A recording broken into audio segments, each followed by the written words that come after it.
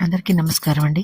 ఈరోజు నేను చేయబోతున్న వీడియో ఏంటంటే, చాణక్య నీతి సూత్రాల్లో నుంచి చేయబోతున్నాను. అదేంటంటే, దీనంగా ఉండడం కంటే మరణం ఉత్తమం అంటున్నారండి ఇక్కడ. ఇది మేబీ అందరికీ అర్థమైనట్లుంది.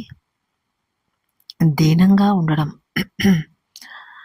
అంటే, దీనంగా అంటే చేతగాని వాళ్ళలా అలా అని అర్థం మనం తీసుకోవచ్చు. దీనంగా అంటే బాధగానో లేదంటే అందరి చేత జాలి అనిపించుకోవడం కూడా అయ్యుండొచ్చు. కానీ చేతగాని వాళ్ళలా ఉండిపోవడము, అలాగే అందరూ జాలి పడడము, ఓదార్పు కోరుకోవడము, ఓదార్పు కోరుకోవడం అనే మాటని మనం పక్కన పెట్టుకుంటే అనే పదాన్ని అందరూ మనల్ని చూసి జాలి పడాలి అనే ఒక ఫీల్ అది కరెక్ట్ కాదండి. అసలు ఇప్పుడున్న ఈ పోటీ ప్రపంచంలో ఒక రకంగా ఏదైనా ఒక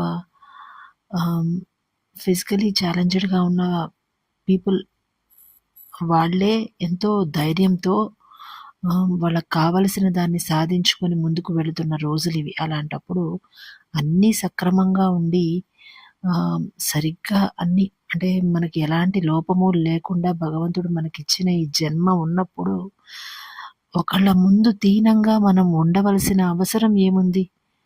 చేతగాని వాళ్ళలా మిగిలిపోవలసిన అవసరం ఏముంది? ఏదో ఒకటి చేయగలమని, ఏదో ఒకటి సాధించగలమని నిరూపించుకోవాల్సిన అవసరం లేదు. బట్ మన ఆత్మ సంతృప్తి కోసము మనము నచ్చిన పనిని చేసుకుంటూ ముందుకు వెళ్ళడంలో ఉన్న తృప్తి ఇంకా ఎక్కడా ఉండదని నా ఉద్దేశం అండి.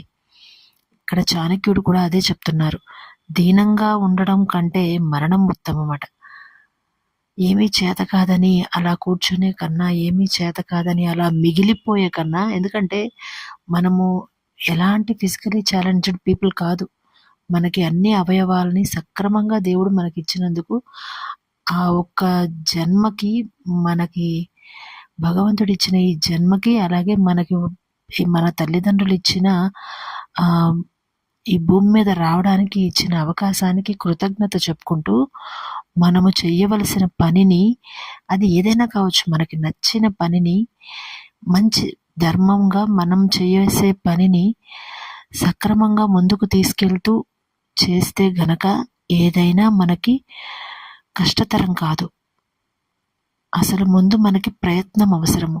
ప్రయత్నపూర్వకంగా చేస్తే కొంచెం ఆటంకాలు రావచ్చు, లేదంటే కొద్దిగా సమయం పట్టవచ్చు మన లక్ష్యానికి